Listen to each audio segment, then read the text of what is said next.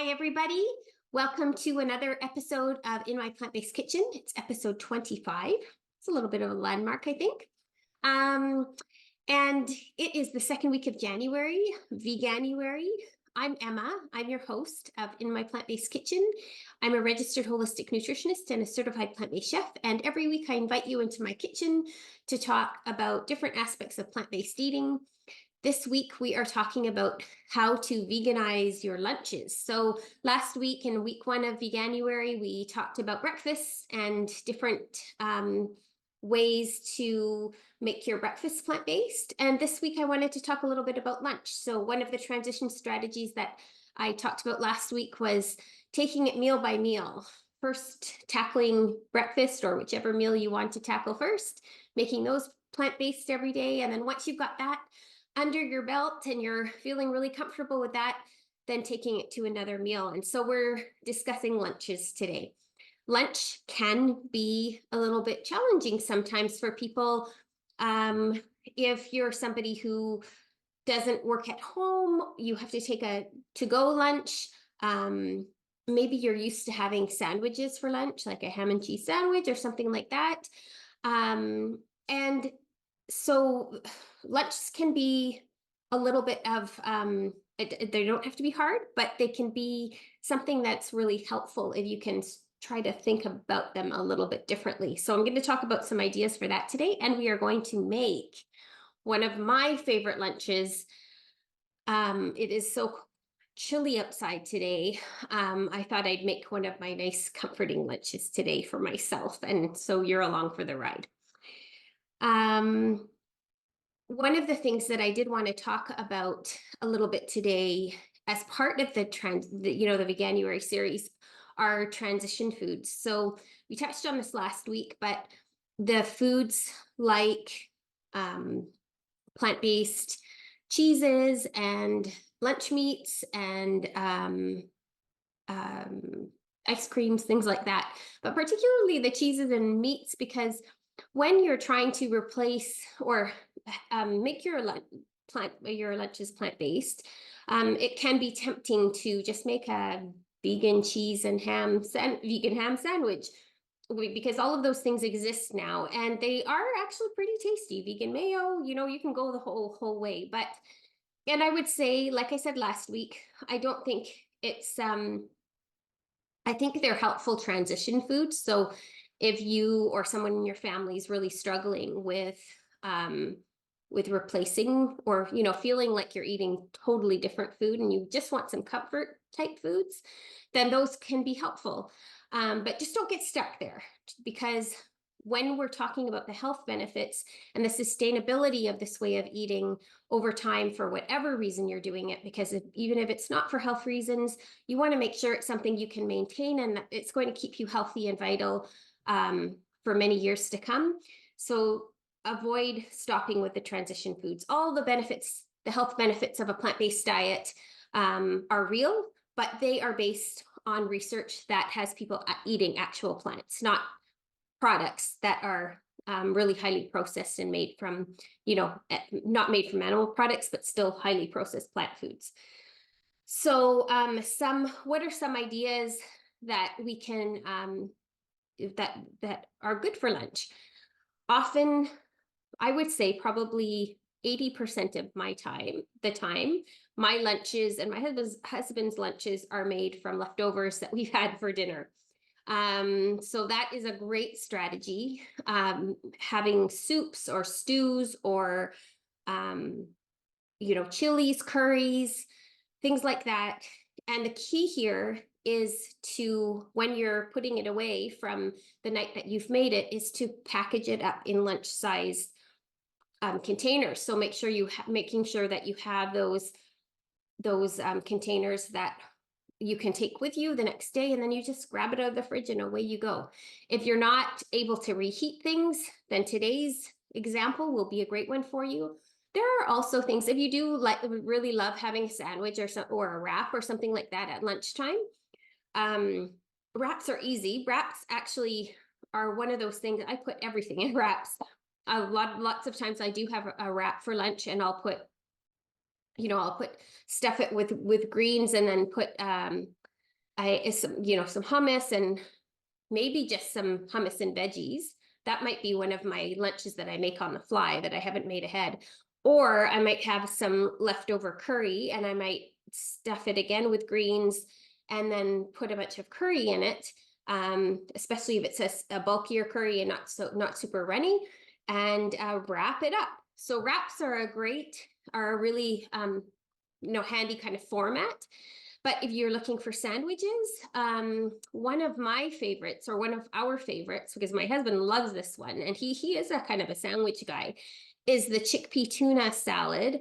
And there are many, many iterations of it. I will post one of my favorites below, which is it's on the Forks Over Knives website, but I believe it's from the Minimalist Baker, and it's an oil-free chickpea tuna salad. And the reason it's called chickpea tuna is because chickpeas are very flaky, and they kind of flake up like a tuna does in salad. So it has a very similar texture. You make it with some dill pickle, some mustard, and it's absolutely delicious. So that's a really healthy thing to put in sandwiches. And of course, when you're making those sandwiches, then stuff them full of your lettuce or your greens, maybe a little bit of fresh onion if you like that, some fresh tomato slices, and then you've got a really nice, with a whole grain, a nice whole grain bread, really nice sandwich that you can take for lunch. Okay, what else? Soups. I mentioned soups already. Soups are one of my favorite lunches. Just heating up and going. Again, if you don't work somewhere that you can heat things up, you can heat soups up ahead of time, get yourself a good thermos. But I mean, I guess the biggest tip, and this probably isn't news to anybody, but for healthy lunch opportunities, it is really, really helpful if you do a bit of planning ahead. If you think about, okay, what am I going to have for lunch tomorrow? So that's actually become kind of that's part of our dinner conversation now. What are you taking for lunch tomorrow? And then we package it up. I work at home, so it's not a big deal for me, but my husband does not. And he doesn't always. He's often out in the field on a day. He's not always in the office. So he will, if we have something that he's going to heat up, then we heat it up in the morning, but we put it aside so that he just has to heat it up and go. So a little bit of planning goes a really long way when it comes to healthy lunches. It is so, I think that is where I see that, and snacks, where I see a lot of people stumbling or having some trouble, is because they aren't prepared. They don't really do that preparation. And then they're at work, they're hungry, they end up eating out somewhere that maybe doesn't have very healthy alternatives, and that can be a real pitfall. So a little bit of planning, and it's just a matter of getting into the habit of it, which I say just. Habits aren't always easily formed, but it's not, it really doesn't take a lot of time if you, anyway, I've belabored the point. Carry on. What are we making today? We are going to make, I didn't have a name for it, but this is one of my absolute favorite types of meals. It is, I guess it's a grain salad, but I don't think that sounds that enticing, and it is so good. And I usually make one of these maybe once a week or once every couple of weeks. And I've been doing it more and more because I've just been finding this is a template type recipe. Again, going back to the components, that if you get all your components in, you're going to be getting all the nutrition you need. You're going to be getting a big diversity of types of fiber and vitamins and minerals and nutrients in your diet. And it's just going to be a really great type of meal. And the benefit of this is you can use whatever you have got. This is not, like I said, template meal. So you can use any grain that you like, or you have some leftover in your fridge.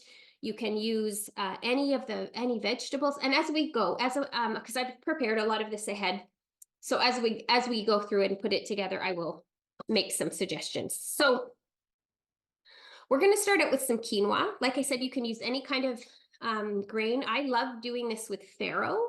or brown rice, or millet sometimes, any kind of grain that you like. But I do love quinoa because it absorbs the dressing so well. So I have cooked up a cup of dry quinoa with 1 3/4 cups of liquid. And in that liquid, most of it's water, but there is 1 lemon that is juiced. And I love doing that because it just brings a little bit of that lemony, citrusy flavor into my quinoa. So we're going to just go ahead, and I cook that up. And I started to say, I love using quinoa because it absorbs the liquid, but also because it's very fast cooking. So it's something I always keep in my pantry. It's 15 minutes to prepare it. You can even do a big batch cook of it, once or once a week, and then you've got it for grain salads, dinner bowls, whatever you want, even to stuff into a lunch burrito with some, hummus and some fresh peppers and some greens and, some olives, and you've got a nice wrap right there. Maybe some chickpeas or some black beans. Okay, so we've got our grain component, and quinoa, of course, is super high in protein. It's got lots of fiber. It's got lots of, and it's got all the essential amino acids for protein. So it's a great protein source.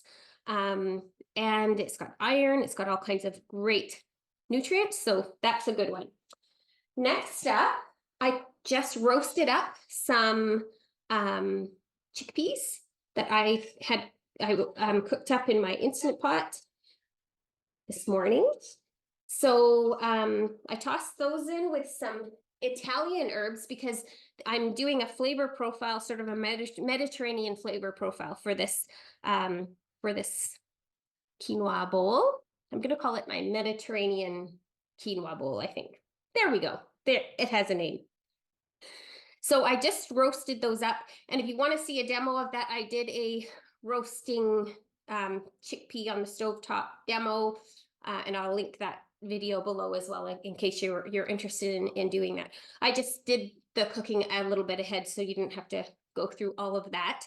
But chickpeas, of course, your beans are your fiber, your iron, your calcium, your protein. They are superstars that you do want to try to get in every single day. You can, of course, you don't have to even cook these. You could, if you're using canned rather than cooking them yourself, so you could just open a can, drain the aquafaba, but keep it, because I'm going to talk about that in a moment, and use them like that. If you like, just they're cooked chickpeas, but they are not cooked a second time. So they're not roasted, or they're not, you haven't done anything else to them. They're very good too, but I like the crunch of the roasted chickpeas, and I had the time to do it today, so I did that. But sometimes if I use black beans, I often use black beans in this, or I'll use white beans. And those are ones that I prefer those just plain. So I might just, like I said, put them straight in without recooking them. The other thing I really like to use in this type of bowl is edamame. So I will always have edamame in my freezer, and if I don't have anything else, or if I just feel like it, because you could make this sort of a Japanese-inspired flavor, do a sauce with, or a marinade, sort of grain marinade with some rice vinegar and maybe some mirin or something like that, and some edamame, and that would be really good too. So we've got our grain, we've got our bean. And if we're talking about how to put together a plant-based meal, again, we're looking at something from all of the different food areas, except today we don't have any fruit, but you've got of course, your vegetables, including a cruciferous vegetable if you can, one of those cauliflower, broccoli, cabbage, that family, Brussels sprouts. You want some crunchy vegetables. You want some alliums, some aromatics, and think about it when you're designing it. Think about it in terms of color. So you're going to see how colorful this bowl is going to be. You can, again, this is super flexible. So you can, if you're in a bit of a rush and you're trying to put this together more quickly, you do not have to roast anything. You do not have to cook anything other than you have to have some cooked grains. But you could open, like I said, open a can of beans and then just use fresh vegetables. I really like using a combination whenever I have time to do this. And I often, like I said, I'll make this for dinner and then we will have it for a couple of lunches during the week. So today I roasted up some cauliflower and some zucchini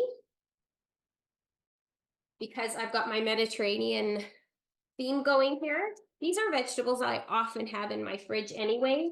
So I will often use these types of things, but I will also sometimes put in broccoli and then I will steam it rather than roast it. I have roasted this with Italian mix as well. So we've got our herbs in here, lots of nice herbs, and they're all Italian mixes.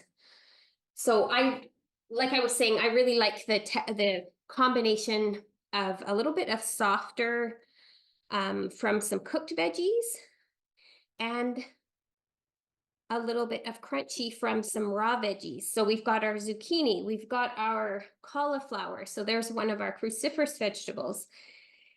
We've got some purple cabbage. So we've got some white, we've got some yellow, we've got a little bit of green with the zucchini. We've got some beautiful purple. I love purple cabbage. It is so rich in antioxidants. It's a great fiber source. Your gut microbiome is going to thank you. It is it starts the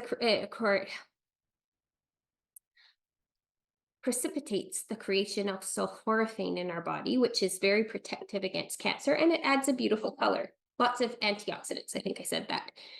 Next, I've got some yellow and orange. I had 2 small peppers, so I would normally probably put in a little more pepper, but good example of use what you got. And a couple of sticks of celery, just diced up. And so you can see this is loaded. We're gonna get a good serving of quinoa, but this is loaded with fruits and vegetables and beans as well. So it's starting to look quite pretty. Next up, I've got a whole bunch of green onions, and I chop these 2 different ways. I sort of on the side julienne the greens, and I cut the white parts into rounds smaller because these are raw, so I don't want a big mouthful of raw onion. But the little hang of the rounds is really nice. We've got a beautiful green added to the salad now. Allium vegetables, the whole family. So any onions, garlic, leeks, anything like that. Really, really good for your immune system. So great anytime, but right now, especially when everybody's walking around with colds and flu.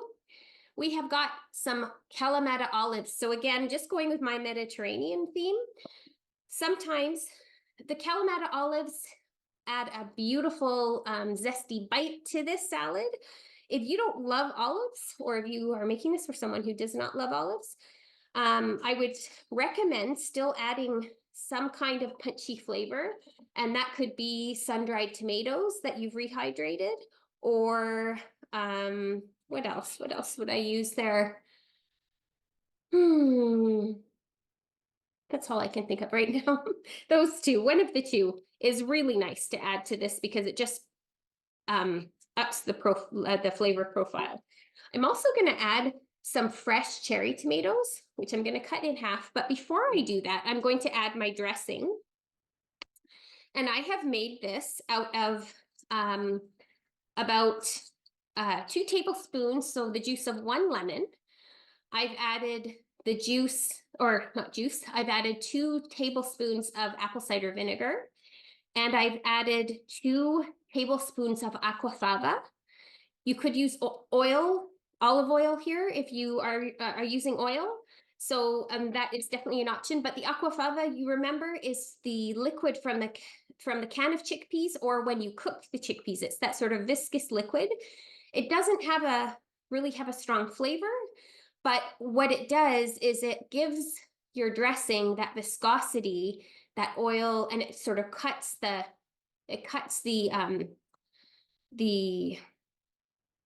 sharpness, I guess, of all that lemon juice and vinegar. Vinegar is such a beneficial thing to add to your diet on a regular basis as well.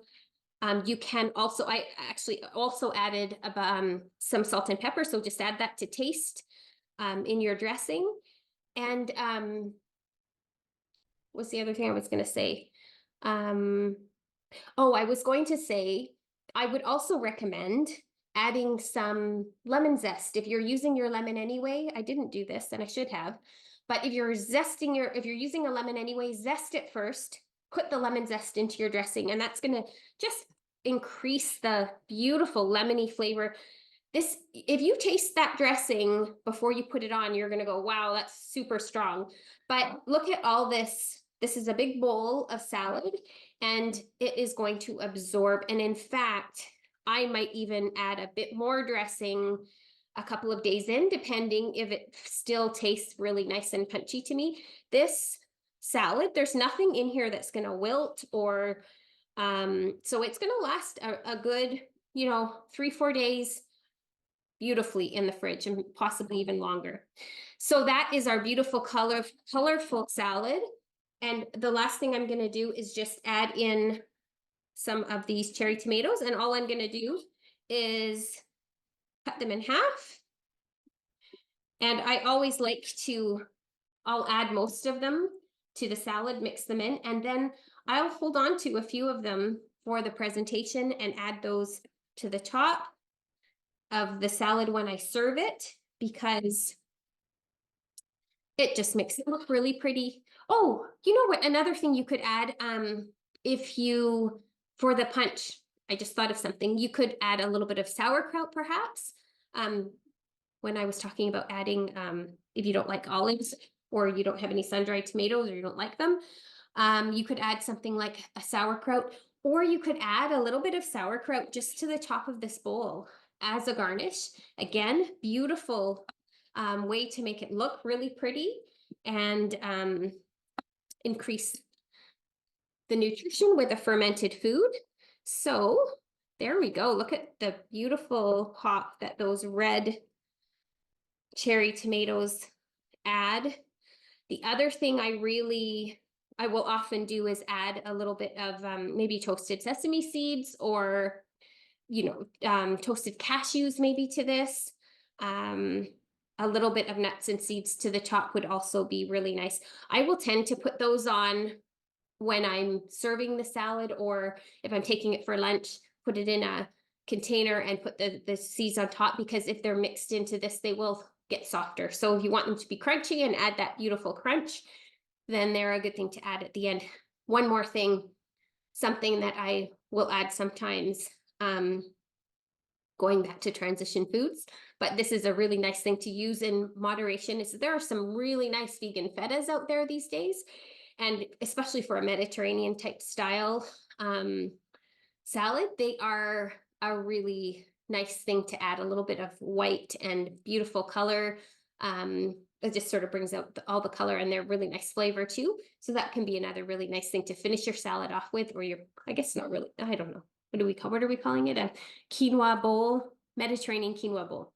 Anyway, that is all I've got for you this week. I hope you're having a good Veganuary. If you are doing Veganuary, or if you're, just trying to bring some more plant-based foods into your diet, I'd love to hear from you. If you have questions, next week we're going to be talking about either dinner or snacks. I haven't decided yet, but we will talk about one of the two, and then we'll keep talking about some transition ideas and tips. Maybe we'll talk about eating out. Anyway, if you have a suggestion, if you have something that you'd like to hear, if you'd like to be discussed in the episode, send me a form. It's linked down below. You can subscribe to my newsletter there. I put all the recipes on my blog every week, and then you'll get them in your inbox. You don't have to go searching for them. And hit the subscribe button if you like. I hope you have a great week, and I'll see you next week. Bye for now.